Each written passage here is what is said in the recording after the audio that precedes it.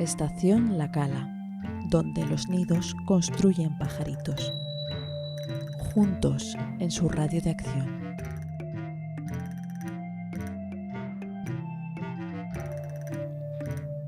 El pasado siempre está delante, por eso podemos verlo. Es 12 de marzo de 2021 y aquí empieza Nos vamos de este mundo. Muy bien, eso es una obra de teatro que yo conocí muy bien. Y el título de este nuevo programa de Estación La Cala. María Jesús Burbano, buenas tardes. ¿Qué tal? Buenas tardes. ¿Cuántas entrevistas te han hecho en tu vida? La verdad es que no me puedo acordar, pero a lo mejor algunas. Sí. ¿Vas a responder a todo lo que te pregunte? Si puedo responder, sí. En agosto de 2021, en agosto de este año, cumplirás 82 años. Exactamente. ¿Llegas a esta edad con alguna herida abierta? Con muchas. Muchas, evidentemente espirituales, con muchas heridas, muchas. Mi vida ha sido una vida dura, aunque la que tengo actualmente es bonita. ¿Heridas abiertas o cicatrices? Yo creo que son más bien cicatrices. ¿Sigues fumando? No. Lo dejé hace alrededor de 3 años. No era una gran fumadora, pero me gustaba mucho fumar. Tenías una manera peculiar de fumar. Sí. Sabes que era gorrona, pero compraba los paquetes de tabaco a quienes les gorroneaba los cigarros.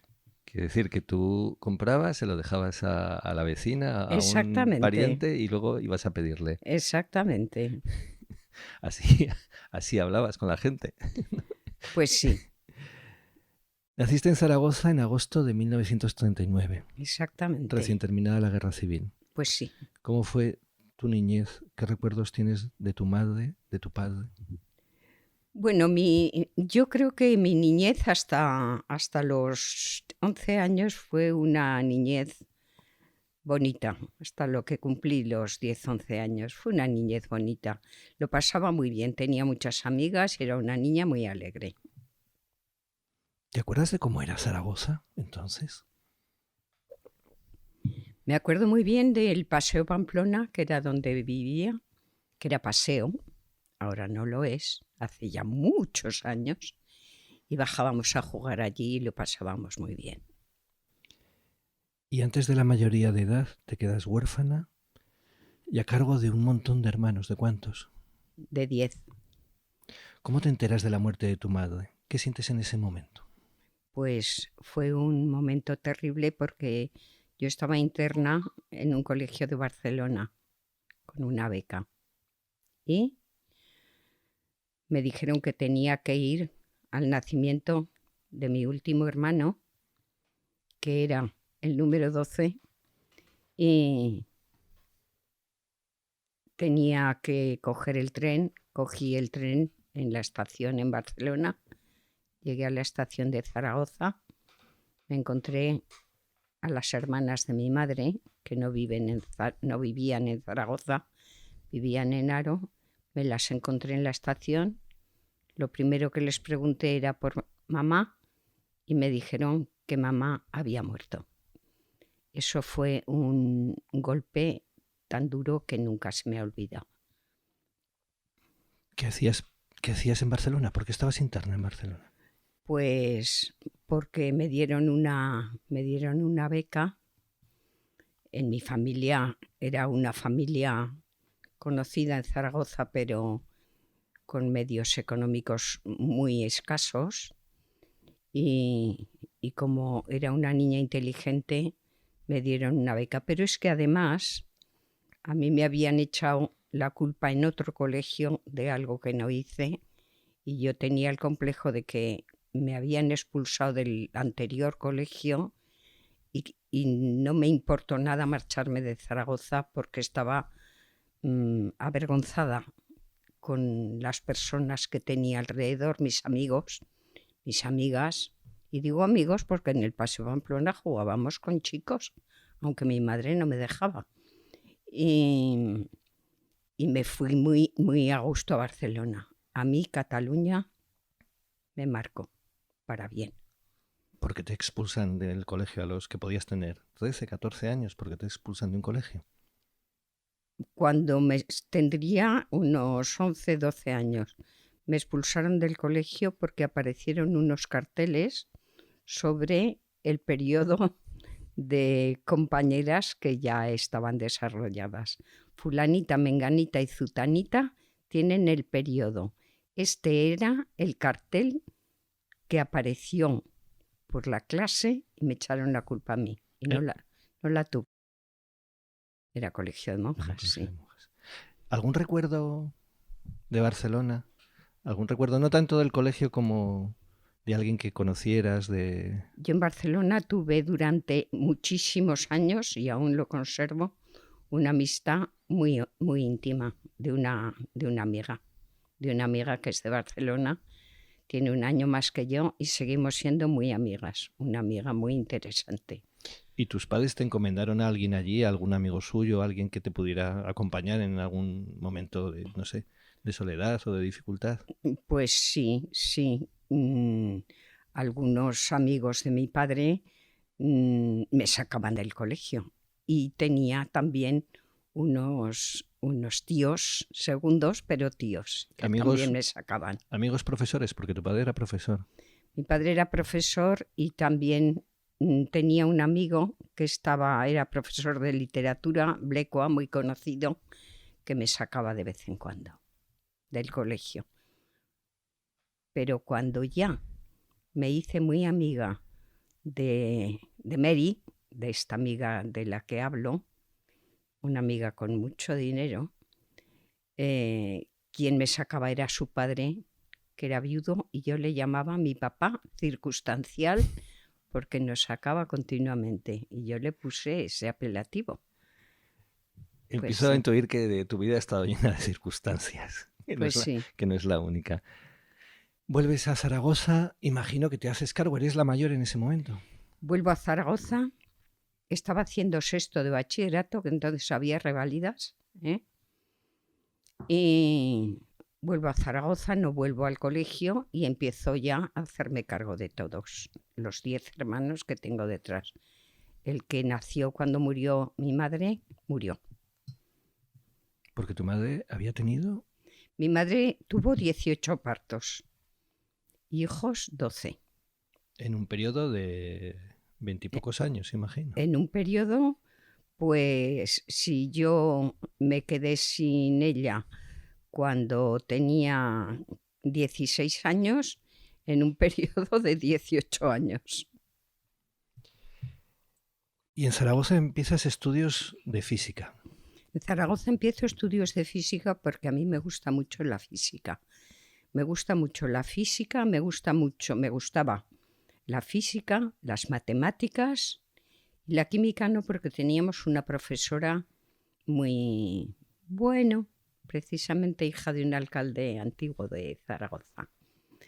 Y yo era la mejor alumna de física y de matemáticas de la clase. No así en la facultad, al parecer. ¿Por qué tuviste que abandonar 3 años después de empezar los estudios? Tuve que abandonar porque tenía en primero de carrera, que empecé físicas, había una cinta. Había una quinta. Bueno, ese es el móvil de María Jesús y seguimos. Seguimos porque no lo voy a coger. Seguimos. Vale.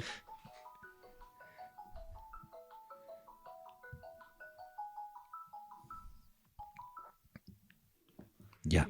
Ya está. A ver, dime. Empiezas física y lo abandonas 3 años después. Empiezo física y lo tengo que abandonar porque apruebo todas las asignaturas menos una. Y había lo que se llama quinta convocatoria y me suspendieron en quinta convocatoria. ¿En qué? ¿Qué era lo que...? Me suspendieron en matemáticas, habiendo sido una buena alumna durante el bachillerato. ¿Y qué pasa en la carrera para que te suspendan? Si eras buena alumna, si te gustan las matemáticas. A mí me parece que fue una cuestión política por parte del profesor de matemáticas, José María Íñiguez, muy conocido entonces, y Santiago Burbano, muy conocido. Pero los dos muy de derechas, José María Íñiguez de la CEDA, de la Confederación Española de Derechas Autónomas, y mi padre era falangista, muy falangista, y no se tenían ninguna simpatía, sino todo lo Así contrario. que Íñiguez suspende a la hija de Burbano. Exactamente. Con 25 años te casas, te trasladas a vivir a Tarragona. Sí, porque quien fue mi marido era profesor de matemáticas, sacó la cátedra de matemáticas y le dieron destino Tarragona. Y en Tarragona cursas la carrera de Historia. Sí, ¿Por qué eliges Historia después de haberlo intentado con la física? Porque empecé la carrera de Historia en Zaragoza. Después de un par de años o 3 que estuve colocada de secretaria en una academia que era propietario mi padre, pues empiezo la carrera de letras y me iba muy bien, pero me casé antes de terminarla. En Tarragona vas a estudiar Historia completamente, haces los 5 cursos, me imagino que son 5 en ese momento, y mientras duran tus estudios tienes a tus 3 hijos. Sí, yo acabé la carrera con 3 hijos, efectivamente.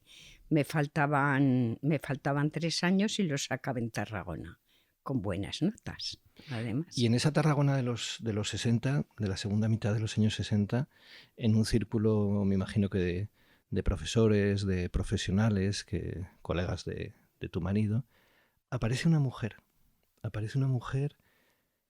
nacida en Estados Unidos que se llama Linda Johnson. Sí, porque yo tengo mucha amistad con un grupo de funcionarios de los agrónomos, eran o ingenieros o peritos agrónomos, porque yo tenía en Tarragona una amiga que había sido compañera mía de colegio de Barcelona, y ella fue quien nos rodeó de esas amistades de las que hablo, de los ingenieros agrónomos. Linda Johnson estaba casada con un ingeniero agrónomo y era una mujer excepcional. Yo fui madrina de uno de sus hijos. Una mujer excepcional que te descubre. Me descubre lo que ha sido la guerra de España y el enfrentamiento entre derechas, izquierdas, república, golpe de Estado, etc. ¿Cómo te lo descubre? Me lo descubre porque me recomienda libros para leer, y son libros prohibidos todavía en España, pero yo los consigo de una librería en Tarragona, que me los proporciona. Tu padre había sido falangista, tu familia política pertenecía a la CEDA. A la CEDA, sí. ¿Qué piensas cuando descubres lo que ha sucedido en la guerra civil? Pues descubro que me vuelvo de izquierdas, y no me avergüenzo de decirlo, porque descubro que me han engañado. Me han engañado y me han educado en el engaño, y me siento mal, y aquello ya supone el empezar una nueva vida completamente. Que en ese momento, ¿con quién puedes compartirla, además de con Linda? Puedes hablar francamente con tu marido, con sus amigos, en la universidad. ¿En quién encuentras esas interlocutoras o interlocutores con las que poder empezar a pensar sobre todo en la universidad? En la universidad. En la Universidad de Tarragona, que es Universidad de Barcelona, delegación de Tarragona todavía, ahora ya hay universidad en Tarragona, pero entonces es delegación de Barcelona. Yo entonces tengo mucho contacto con personas de la izquierda de la universidad, y ya a partir de entonces ya mi vida pues ha ido surgiendo a través de otro tipo de vida, de amistades, etcétera. Sí. Coincidiendo con la muerte de Franco, regresas a Zaragoza. Sí, exactamente. Ya eres, el mismo año. Ya eres de izquierdas. Sí. Y todavía tienes una sólida fe cristiana cuando llegas a Zaragoza. ¿Cómo se manifiesta esa fe en la vida cotidiana en Zaragoza? ¿Qué haces con tu cristianismo de izquierdas? Lo que se llamaba, me imagino, no sé si perteneciste, lo que eran los cristianos de base, aquellos movimientos de liberación de la Iglesia. ¿Qué haces con eso? ¿Cómo lo encauzas? Cristianos de base, la teoría de la liberación o catolicismo o cristianismo de la liberación. Tengo mucho contacto. Yo todavía cuando voy a Zaragoza, todavía soy una persona muy creyente y religiosa. Muy creyente y religiosa. Y estoy en un grupo de cristianos en un convento de Zaragoza. En una parroquia sería. En una parroquia, efectivamente. Una parroquia que está situada en la parroquia del Carmen, para que no nos vamos a engañar. Que está en el centro de la ciudad. Pues sí. ¿Y qué hacéis ahí? Hablamos mucho de religión y fundamos nuestro grupo, y no quiero que esto no se sepa. Nuestro grupo fundó el Comedor del Carmen, que es muy famoso hoy en día. Comedor del Carmen, donde a día de hoy se da comida y se da apoyo y Sí.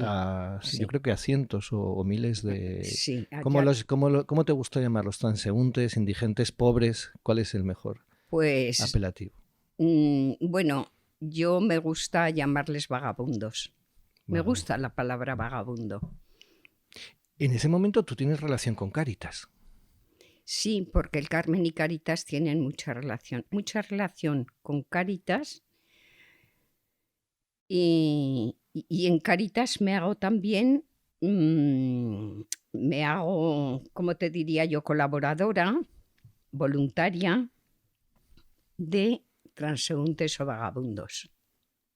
Estoy trabajando tanto en el Carmen como en Cáritas. Y llegas a tener cargos de responsabilidad. Me ofrecen la Secretaría General de Cáritas y allí estoy.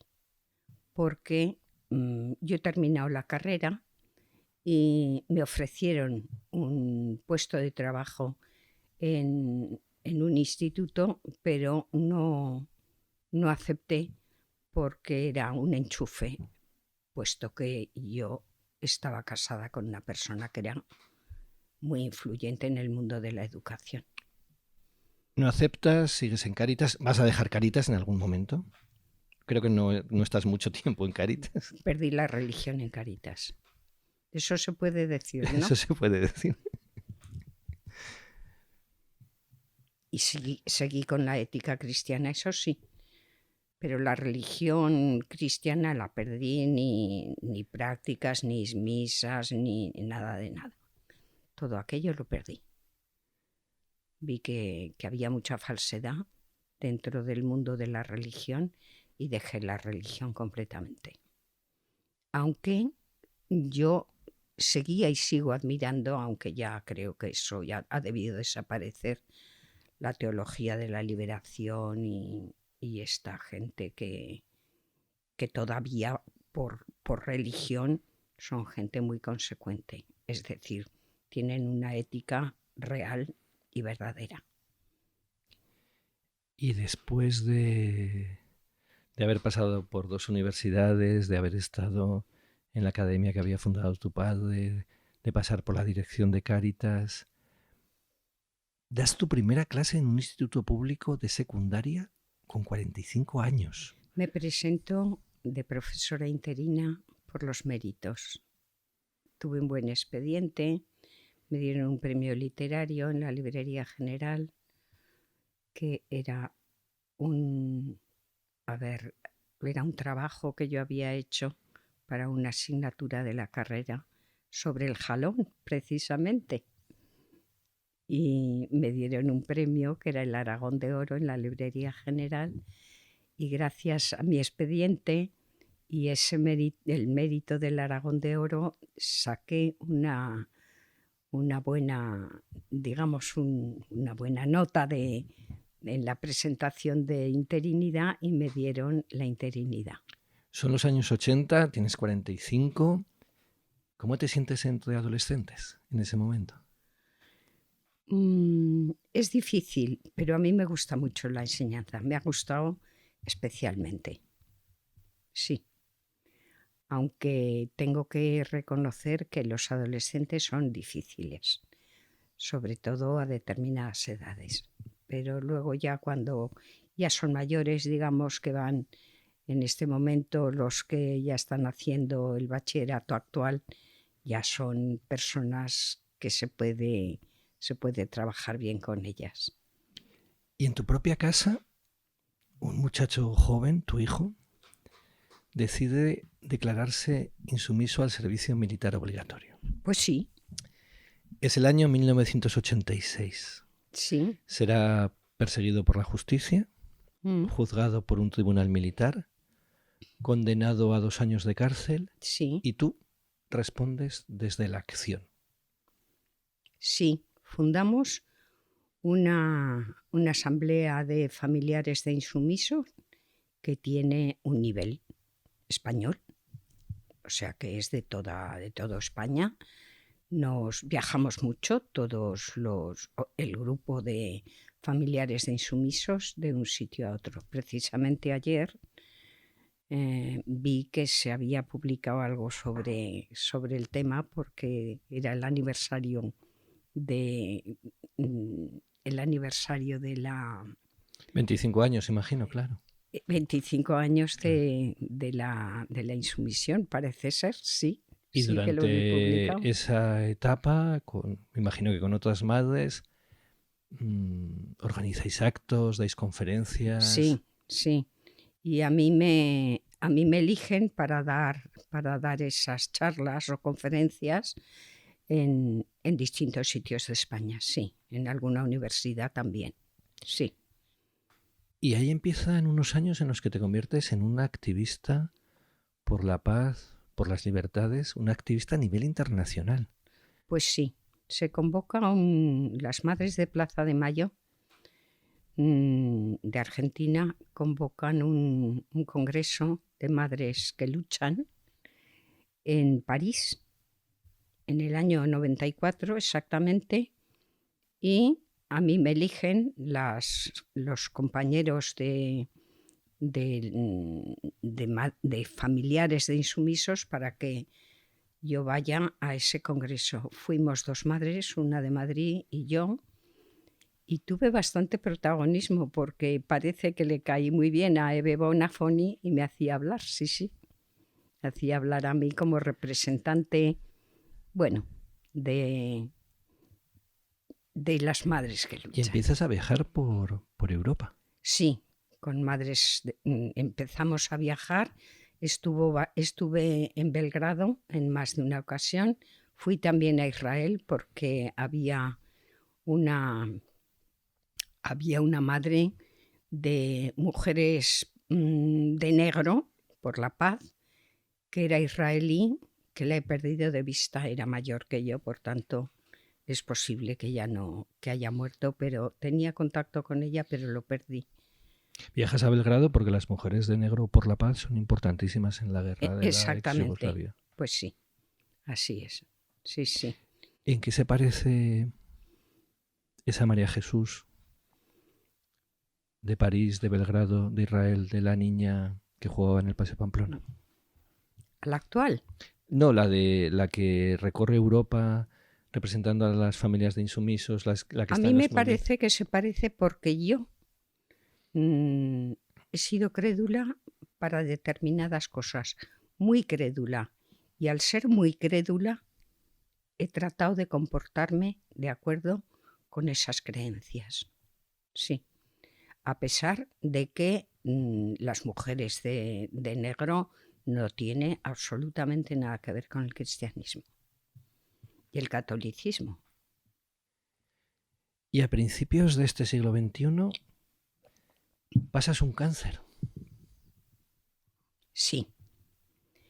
Tengo hemorragias, voy a un médico concretamente alumno de mi padre, no sabe lo que tengo y me dice, creo que es importante, y me dice, a una hija de Burbano no puedo consentir que le pase algo grave. Me mandó a hacer una prueba y entonces me diagnosticó el cáncer que tenía en el endometrio. Me operaron, me hicieron histerectomía y ya está muy bien. Me quedé muy delgadita, pero luego he vuelto a engordar. Llega el momento de tu jubilación y eliges para retirarte hacerlo en una casa enorme, en un pequeño pueblo del Valle del Jalón, en Chodes.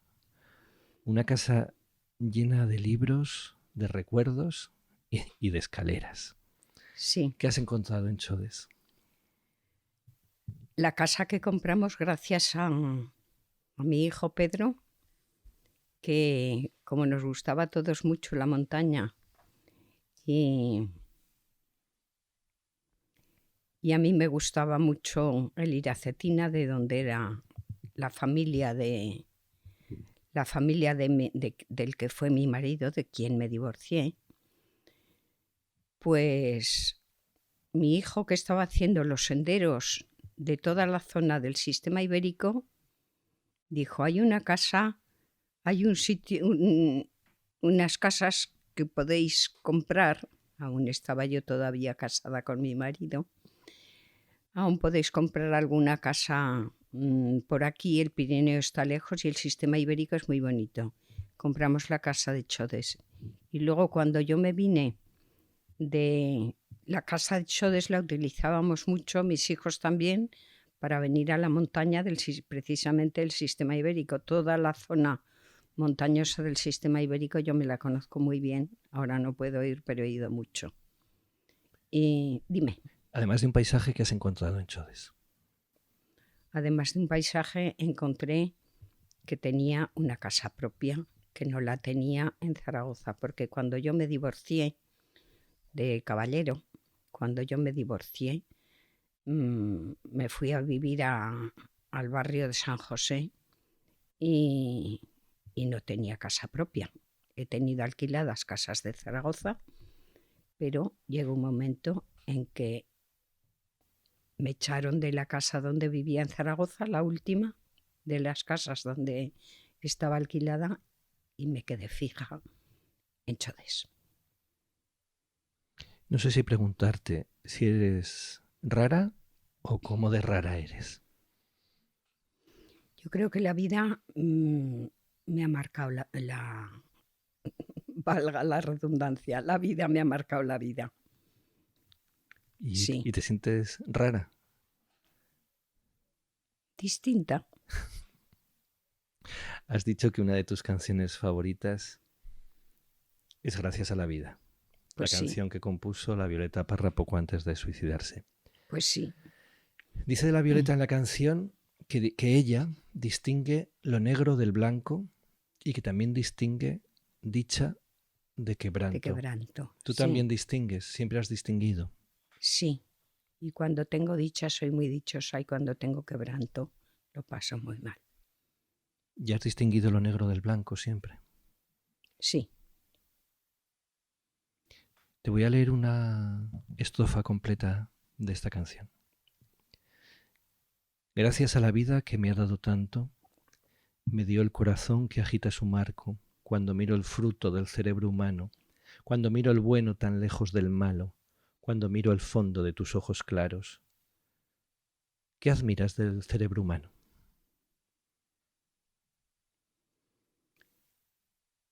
Lo intelectual, sobre todo. Y en lo intelectual, aquella división que nos obligaban a hacer cuando éramos chicos, ¿las ciencias o las letras? Yo era una gran aficionada a las ciencias.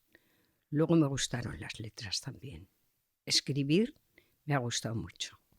Ahora no escribo, pero he escrito mucho. ¿Cómo de lejos están los malos?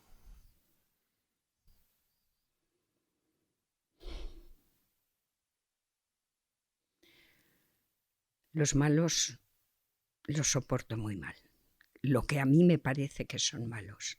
Y además, la expresión de que es muy malo o es muy mala, creo que ha sido una expresión que he utilizado mucho. Admiro la bondad. ¿A quién has mirado al fondo de los ojos? A mis amores. ¿Has amado? Mucho. Hasta... He tenido bastantes dentro de un orden. He tenido varios amores en el aspecto de estar enamorada. ¿Desde chica? Desde niña, sí. ¿Y qué ha sido para ti el amor?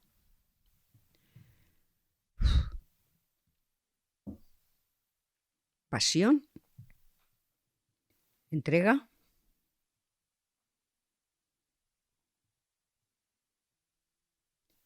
amistad. Y ya no se me ocurre nada más. ¿Pasión es una manera de decir sexo o es otra cosa? Mi sexo siempre ha sido lleno de cariño, pero el sexo yo le doy una gran importancia y se la he dado, porque creo que el ser humano es un ser esencialmente sexual, tanto el hombre como la mujer. ¿Has amado? Mucho. ¿Amas? Ahora amo a mis hijos, a mis nietos y a las parejas de mis hijos. Esos son mis amores. Y a mis amigos, por supuesto. Ya no tengo amores. No tengo sexo ni lo siento. ¿Y eso es una liberación o es un problema? No, yo pienso que es una evolución. Y además yo pienso que mi pasión, que yo soy una persona muy apasionada, que mi pasión ha derivado en lo actual, a los 80 años. ¿Qué le pides, qué esperas, qué deseas de este presente? Que no me pase nada negativo. Yo soy una persona que tengo mucho miedo a que me pase una desgracia. No estoy todo el día pensando en ello, pero cada día que pasa y que veo que mi vida sigue siendo bonita, doy gracias al universo. ¿Qué relación tienes con la soledad? Mala. Lo llevo mal, pero me aguanto. ¿El valor más grande de esta vida?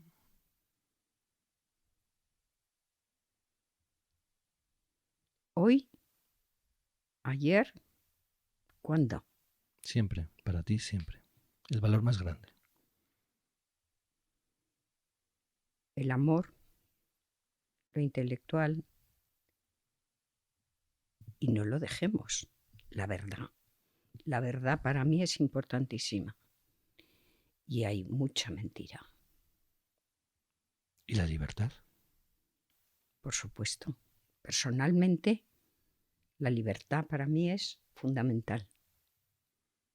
Me he atado cuando la norma de vida requería atarse, pero si no, no me he atado. Estoy atada a mis hijos, a mis nietos, a sus correspondientes parejas, pero estoy atada porque me ata el amor. María Jesús Burbano García, muchas gracias. Gracias a vosotros. Y, está muy a gusto. Y ya sabes, nos vamos de este mundo. Pues sí, nos vamos de este mundo. Sí, nos vamos de este mundo. Escrito está desde el estreno, desde el día en que nacemos. Virtuosos, Disolutos, embarrados, impolutos, relativos, absolutos, principales. sustitutos. Nos vamos desde